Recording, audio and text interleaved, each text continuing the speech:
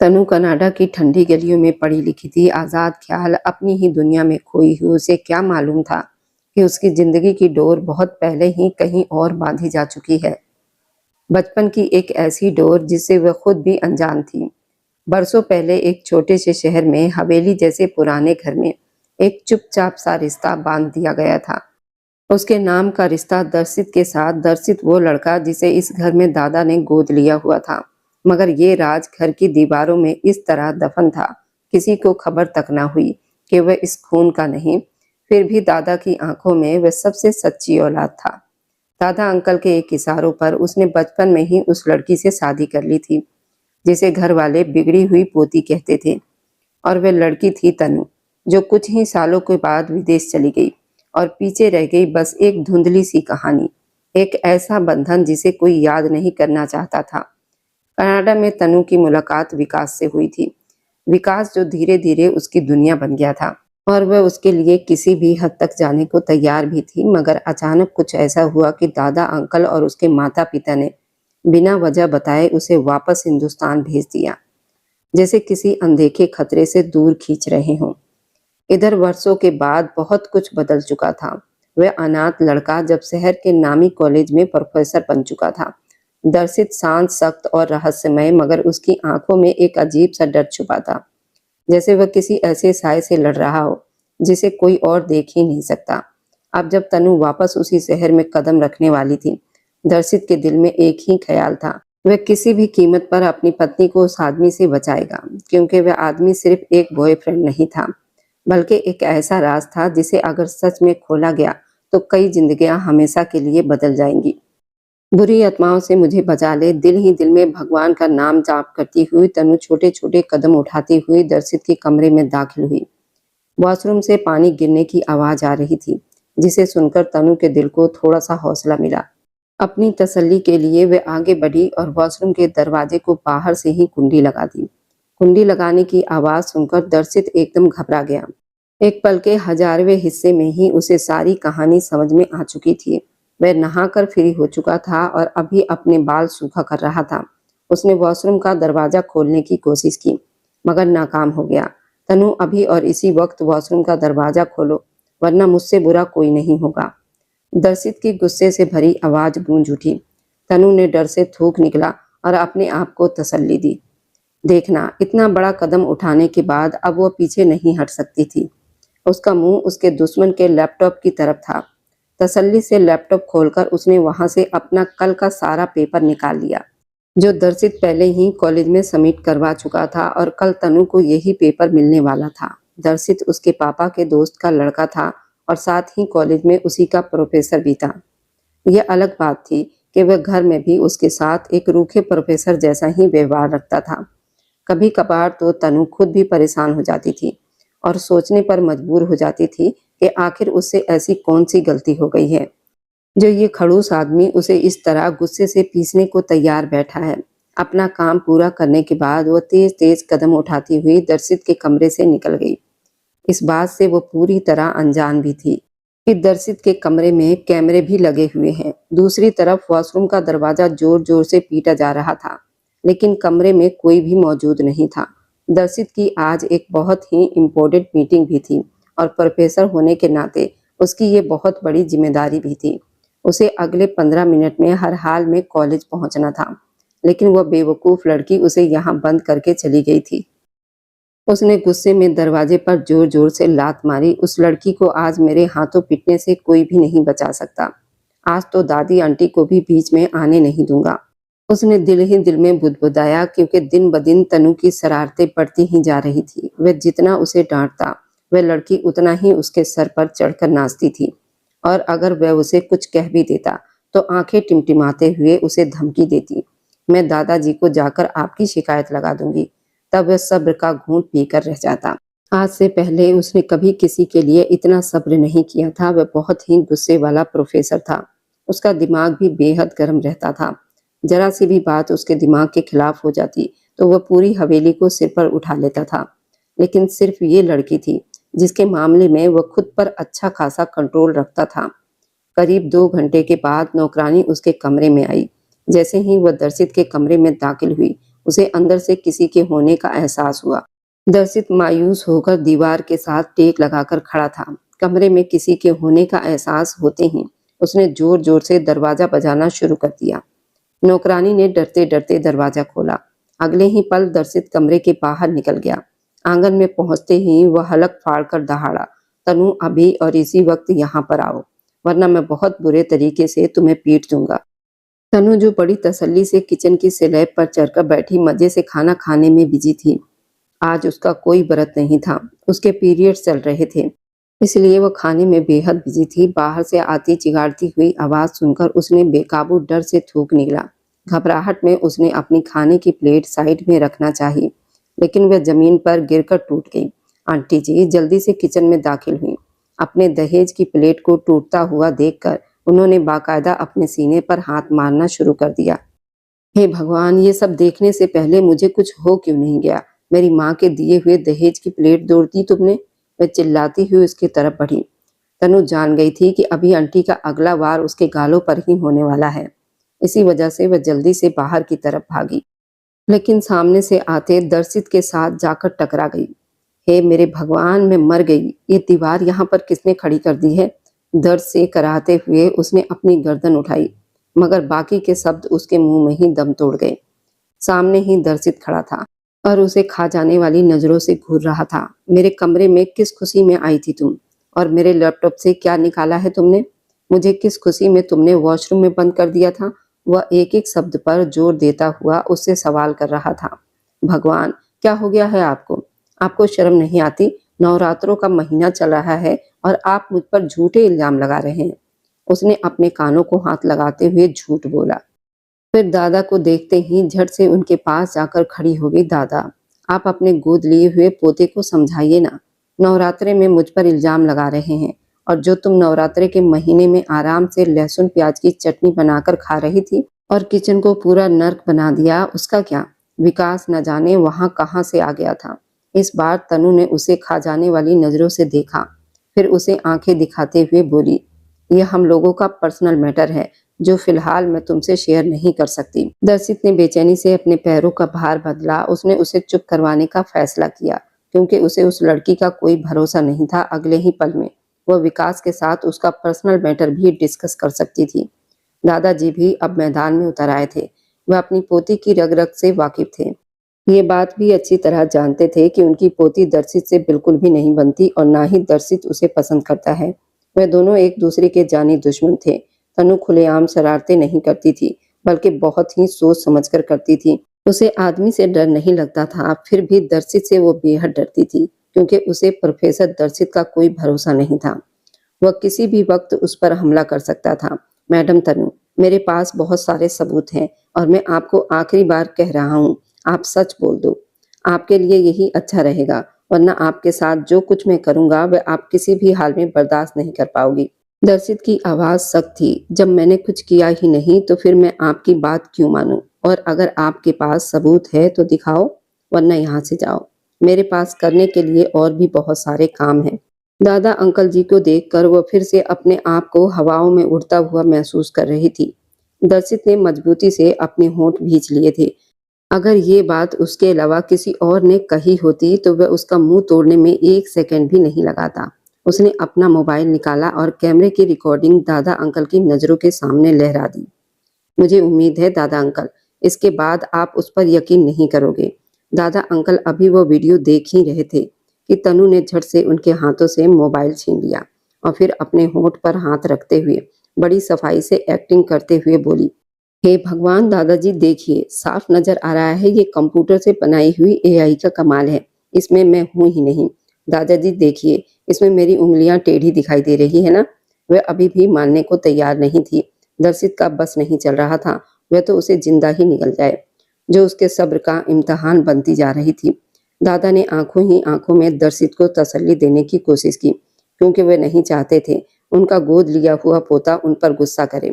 चलो मेरे साथ, वह एक एक शब्द को चबाते हुए बोला। दादा अंकल जी, तनु डर से मिनमिनाई। दादा ने दर्शित को रोकना चाहा, लेकिन वह कुछ भी सुने बिना तनु का बाजू पकड़कर उसे अपने साथ घसीटते हुए हवेली के अंदर वाले हिस्से से बाहर निकल गया। दादा जल्दी जल्दी निखिल वर्मा के कमरे की तरफ भागे। जो कि दरवाजा अंदर से लॉक लगाकर फुल एसी चलाकर खर्राटे लेते हुए सो रहे थे। उन्हें नींद से उठाना शेर के मुंह में हाथ डालने के बराबर था, इसलिए वो बेचैनी के मारे दरवाजे के बाहर ही घूमते रह गए। दूसरी तरफ दर्शित दिल ही दिल में उसकी सजा के बारे में सोचता हुआ उसे अपने साथ घसीटते हुए ले जा रहा था। अचानक ही एक नौकरानी भागती हुई उसके पास आई और कांपते हुए शब्दों में बोली, साहब जी, आपको एक जरूरी बात बतानी थी। वह काफी डरी हुई मालूम पड़ रही थी। दर्शित को कुछ गलत होने का एहसास हुआ। जल्दी से बोलो, मेरे पास ज्यादा टाइम नहीं है। नौकरानी ने एक नजर उसके बराबर में खड़ी तनु पर डाली और फिर अपनी निगाहें झुका ली। दर्शित को अंदाजा हो गया था कि ये बात तनु के बारे में ही होगी। कल ही उसने तनु को गाड़ी सीखने की परमिशन दी थी। कल रात वह जोर जोर से घर वालों को अपनी किस्मत को कोस रही थी। उसने उसकी उस बकवास को पूरी तरह नजरअंदाज कर दिया था, लेकिन असलियत ये थी कि उसकी वजह से वो पुराना नौकर जो उसे गाड़ी सिखा रहा था, नौकरी छोड़कर भाग गया था। घर में काम करने वाले लोगों ने तनु को मना भी किया था, ये नई गाड़ी है, तुम किसी पुरानी गाड़ी से गाड़ी सीखो, नहीं तो इस गाड़ी का बुरा हाल हो सकता है। लेकिन तनु थी, किसी की बात मानने वाली नहीं थी, और जैसे ही वह गाड़ी को निकालकर बाहर ले गई और चलाने के लिए उसमें बैठी, उसने गाड़ी को एकदम तेज स्पीड में डाल दिया था। बिना किसी की बात सुने गाड़ी सीधे एक पेड़ से टकराई और गाड़ी का पूरा कचूमर निकल गया। शुक्र था कि नौकर ने अपनी जान पर खेलकर तनु की जान बचा ली थी, लेकिन वह डर के मारे नौकर छोड़कर भाग गया था। तनु को भी चोट लग गई थी और घर वालों से डरता था, इसलिए वहां काम करने वाले लोगों को सख्ती से मना कर दिया गया था कि इस बारे में दर्शित जैसे जल्लाद को कुछ भी न बताया जाए। लेकिन एक नौकरानी ने उसे सारी हकीकत बता दी, वह भी बिल्कुल गलत वक्त पर। तनु को समझ नहीं आ रहा था वह कहाँ जाकर छुप जाए। उसने अपने हाथों पर दर्शित की पकड़ और मजबूत होती हुई महसूस की तो वह डर से थूक निकल कर रह गई। उसका दिल भी कर रहा था कि वह उस ड्राइवर की तरह यहाँ से दूर भाग जाए, लेकिन समस्या ये थी कि उसके पीछे एक जख्मी शेर पड़ा हुआ था। दर्शित ने नौकरानी को वहां से जाने का इशारा किया और तनु की आंखों में झांकते हुए खा जाने वाले लहजे में बोला, मैंने तुम्हें दिल देकर देख लिया, तुम इस काबिल हो ही नहीं कि तुम्हारे साथ नरमी से पेश आया जाए। वह उसे लेकर अपने घर के बने घोड़ों के इस्तबल में आ गया, जहां पर कुछ लोग काम कर रहे थे। उसने उन लोगों को काम छोड़कर जाने के लिए कहा और फिर तनु की तरफ ध्यान देते हुए बोला, इस पूरे इस्तेबल को शीशे की तरह चमका दो। तनु को लगा जैसे उसके कानों ने कुछ गलत सुन लिया हो। उसने तो कभी अपने कमरे की चादर की सिलवटें तक नहीं ठीक की थी। कमरे में झाड़ू लगाना तो दूर की बात थी, और अभी ये इंसान उससे इतने बड़े घोड़े का इस्तेबल साफ करवाने की बात कर रहा था। आप मेरे साथ मजाक कर रहे हैं ना? वह कांपते हुए शब्दों में बोली, क्या तुम्हें लगता है तनु कि मैं इस तरह की सीरियस सिचुएशन में तुम्हारे साथ मजाक करूंगा? वह 2 कदम उसकी तरफ बढ़ता हुआ बोला। तनु बेकाबू डर से पीछे की तरफ खिसकी, लेकिन पीछे दीवार होने की वजह से उसी से टकराकर खड़ी हो गई।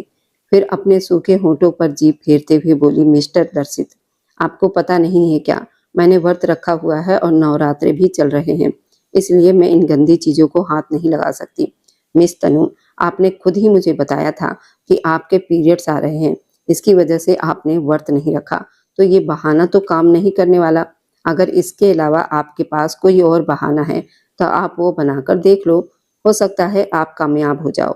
अब की बार तनु ने गौर से दर्शित के चेहरे को देखा और हिम्मत करते हुए नरम शब्दों में बोली, मिस्टर दर्शित, मेरे पीरियड्स के दर्द हो रहे हैं, मेरे लिए ये सब कुछ करना बहुत मुश्किल है, अभी भी पेट में बहुत जोर से दर्द हो रहा है। दर्शित का चेहरा झटके से लाल पड़ गया था। उसे उम्मीद नहीं थी कि तनु इस तरह साफ शब्दों में बात करेगी। वो बेकाबू होकर 2 कदम पीछे हटकर खड़ा हो गया, जबकि तनु चुपचाप अपनी उंगलियां चटकाने लगी थी। वह दिल ही दिल में बहुत डर भी रही थी।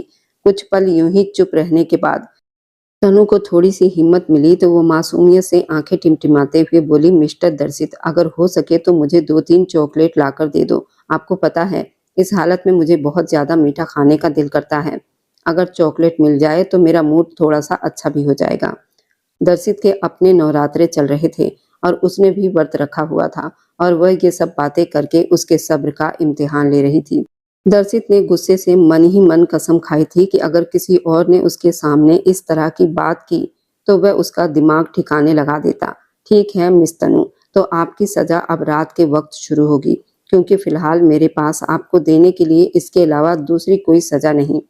वह उसे अपनी नजरों के घेरे में लेते हुए बोला। उसकी आवाज तनु को कांपने पर मजबूर कर गई थी। और जो पेपर आपने मेरे लैपटॉप से कॉपी की है, बदकिस्मती से कल वो पेपर एग्जाम में नहीं आएगा। इसे मेरा एहसान समझ लेना कि मैं आपको पहले ही बता रहा हूँ। जितने भी सवाल आपने उस पेपर में देखे हैं, उसमें से कोई भी एग्जाम में आपको देखने को नहीं मिलेगा। ये कहकर वह लंबे लंबे डेग भरता हुआ वहां से चला गया, जबकि तनु दिल ही दिल में उसे ढेरों गालियां देने लगी थी। तनु उसके चाचा अंकल की बेटी थी और वे 21 सालों से कनाडा में नौकरी करते थे। लेकिन अब उसके पिता को फिक्र होने लगी थी। उन्हें कनाडा के माहौल में अपनी बेटी को रखना अच्छा नहीं लग रहा था। इसी वजह से उन्होंने तनु को वापस हिंदुस्तान भेज दिया था। अभिषेक साहब और माया देवी के साथ वे खुद भी 1 साल बाद हिंदुस्तान आने का इरादा रखते थे, क्योंकि वहां उन्हें अपने बिजनेस के हवाले से कुछ चीजें फाइनल करनी थी। इसलिए उन्हें आने में देर हो रही थी। उन्होंने तनु की जिम्मेदारी उसके दादा के सर पर डाल दी थी। उन्होंने एडवांस में ही अपने खानदान वालों को खबर दी थी कि तनु थोड़ी सी बिगड़ी हुई लड़की है और लाडली होने की वजह से बहुत ज्यादा सिर पर चढ़ी हुई है। वह किसी की बात जल्दी सुनती नहीं।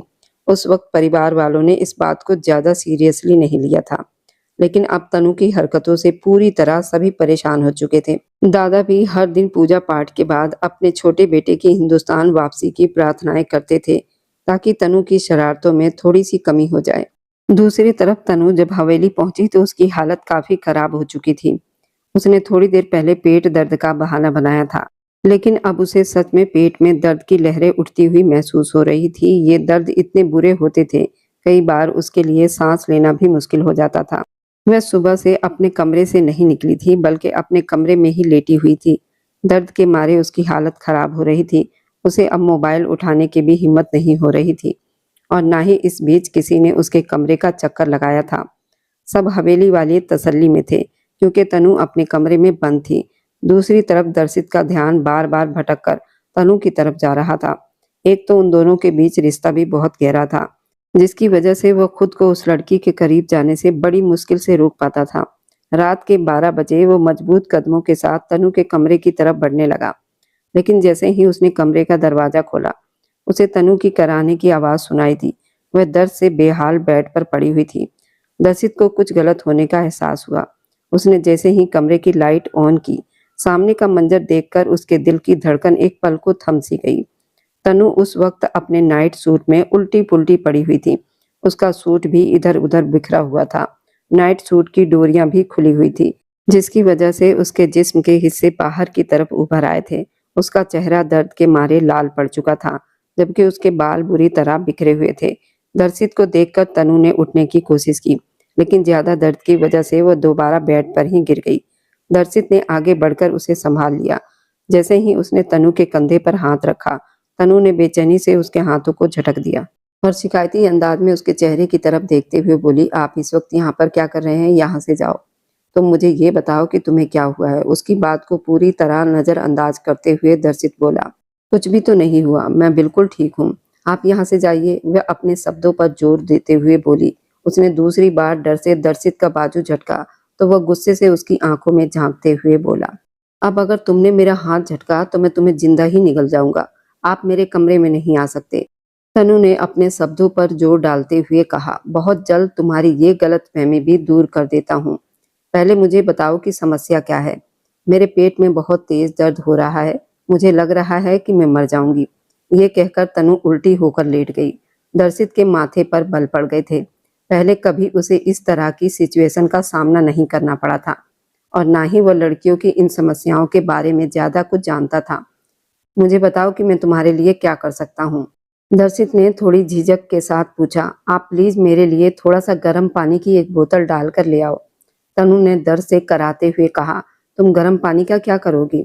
उसने तनु से सवाल किया तो वह उसे अजीब से अंदाज में देखने लगी। ठीक है, मैं लाता हूँ, वह बोला, और प्लीज किसी और को बुलाकर ले आओ। बल्कि आप ऐसा करो, आप लावण्या को यहाँ बुलाकर ले आओ, तनु ने धीमे से कहा। सब लोग सोने के लिए लेट चुके हैं, मुझे उनको जगाना अच्छा नहीं लगेगा, और वैसे भी मैं हूँ, तुम्हें किसी भी चीज की फिक्र करने की जरूरत नहीं है। ये कहकर वह तेजी से कमरे से बाहर निकल गया, जबकि तनु एक बार फिर से बेड पर करवटें बदलने लगी थी। थोड़ी ही देर के बाद जब वो कमरे में वापस दाखिल हुआ, तनु अपने नाइट सूट की डोरियों को अच्छी तरह से बांध चुकी थी। और अपने गले को भी ढक चुकी थी। दर्शित वैसे उसे पूरी तरह खुले हुए हाल में देख चुका था, इसलिए अब वो खुद भी बहुत अजीब सा महसूस कर रही थी। अपने कपड़ों को बार-बार ठीक कर रही थी। दर्शित अपने एक मेल दोस्त को कॉल करके डायरेक्टली उसकी समस्या के बारे में पूछ चुका था।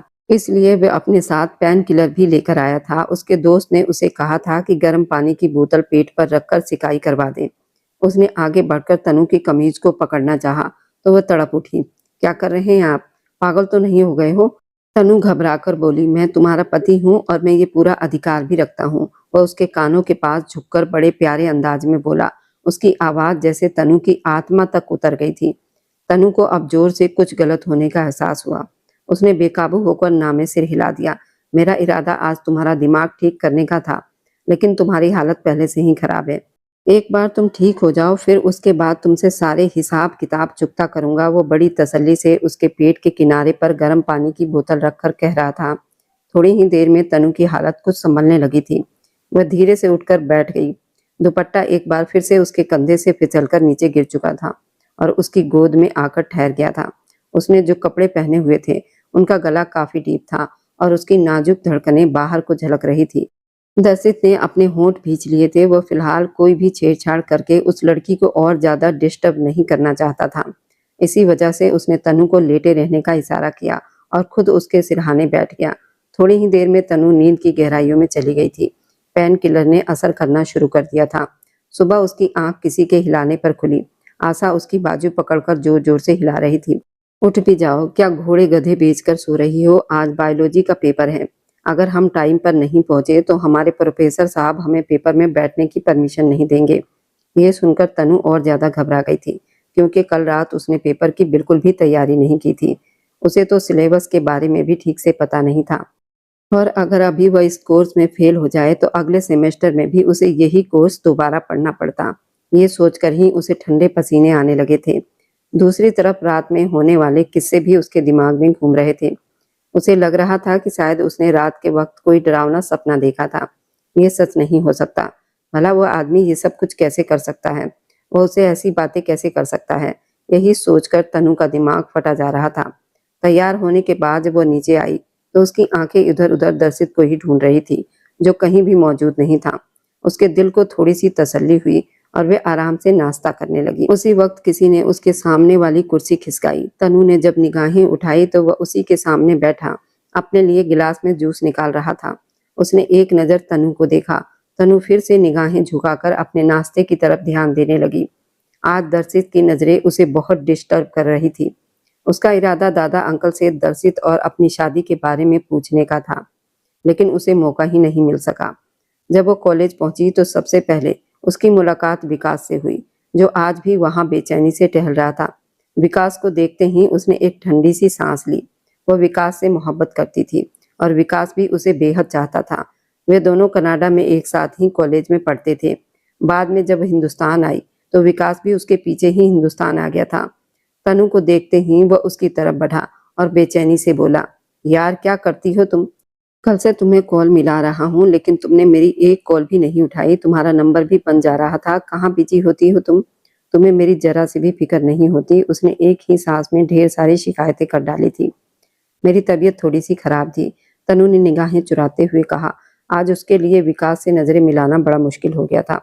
विकास ने उसकी हिचकिचाहट महसूस की, इसलिए फिक्र से बोला, अब कैसी हो तुम? ठीक तो हो? और इतनी मुरझाई हुई क्यों लग रही हो? बस तबीयत की वजह से थोड़ा सा मूड खराब है। खैर मुझे बताओ कि तुम्हारे पेपर की तैयारी कितनी हुई है? वह जल्दी से असली बात पर आ गया था। मैंने तुम्हें कहा था कि अपने बॉयफ्रेंड के होते हुए तुम्हें किसी भी चीज की टेंशन लेने की जरूरत नहीं है। ये कहकर उसने अपने मोबाइल पर पेपर दिखाए। मैं कॉलेज वालों से ये पेपर निकलवा कर लाया हूँ और मैं तुम्हारे नंबर पर भी सेंड कर चुका था, लेकिन तुम ऑफ थी। चलो आओ, मैं तुम्हें आज के सारे पेपर याद करा देता हूँ। दोनों एक कोने में जाकर खड़े हो गए थे। अब विकास उसे पेपर का कॉन्सेप्ट समझा रहा था और वह बहुत गौर से उसकी बातें सुन रही थी। थोड़ी ही देर में उसकी तैयारी हो चुकी थी।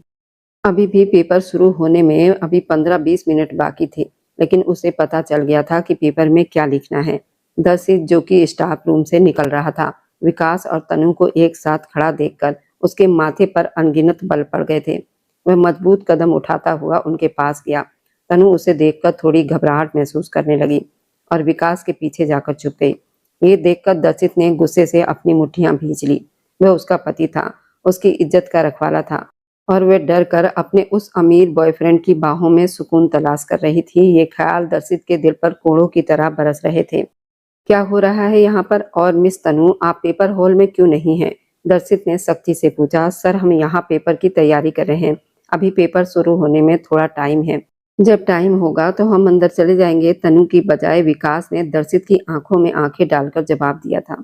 उसकी ये हिम्मत देखकर दर्शित ने अपने होंठ जोर से भींच लिए, हल्की सी मुस्कान दी, फिर बिना कुछ कहे उसके कंधे को थपथपाता हुआ लंबे लंबे डेग भरता हुआ हॉल की तरफ चला गया। तनु और विकास हॉल में 1 मिनट लेट पहुंचे थे। मिस तनु और विकास, आप दोनों बाहर ही रुक जाओ, आप पेपर नहीं दे सकते हैं। ये सुनकर तनु ने बेचैनी से विकास के चेहरे को देखा, जिसने आंखों ही आंखों में उसे तसल्ली देने का इशारा किया।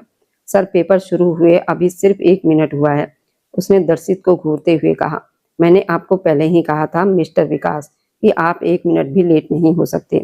आप यहाँ मेरा टाइम खराब मत करो, स्टूडेंट को भी परेशान मत करो। चुपचाप यहाँ से निकल जाओ, क्योंकि आप जितनी मर्जी कोशिश क्यों ना कर लो, मैं आपको हॉल में नहीं बैठने दूंगा। घर जाकर दोबारा से इस पेपर की तैयारी करो। अगले सेमेस्टर में मेरे पास पढ़ने के लिए फिर से तैयार हो जाओ। दूसरे के साथ टाइम बिताने का मौका मिल जाता था, लेकिन यहाँ तो तुम्हारे बॉडीगार्ड हमेशा तुम्हारे आसपास मंडराते रहते हैं और फिर तुम्हारा वह फालतू तुम्हारे दादा का गोद लिया हुआ लड़का। कसम से हिम्मत है तुम्हारी जो तुम उसके साथ रहती हो। अगर मेरा ऐसा कोई भी दोस्त या रिश्तेदार होता जो मेरे ही घर में रहता और मैं उसे घर से बेदखल कर देता, खुद ही वह घर छोड़कर चला जाता। विकास का चेहरा एकदम से गुस्से के मारे लाल हो गया था। वह खुद एक बहुत बड़े परिवार से संबंध रखता था।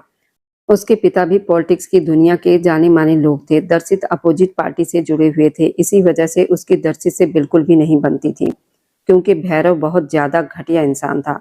वह कई गैर कानूनी कामों में मिला हुआ था और एक तरफ से अकेली जिंदगी बिता रहा था। वह मासूम लड़कियों की स्मगलिंग में भी शामिल था और दर्शित को ये सब पहले से ही पता था। विकास उसी का बेटा है, इसी वजह से उसने कई बार तनु को विकास से अलग रहने की भी कहा था। तनु हर बार उससे यही कहती थी, मेरा विकास के साथ कोई वास्ता नहीं है, मैं तो उसे हाय हेलो भी नहीं करती। पहले हम दोनों की दोस्ती थी, लेकिन अब मैंने वह दोस्ती भी खत्म कर दी है।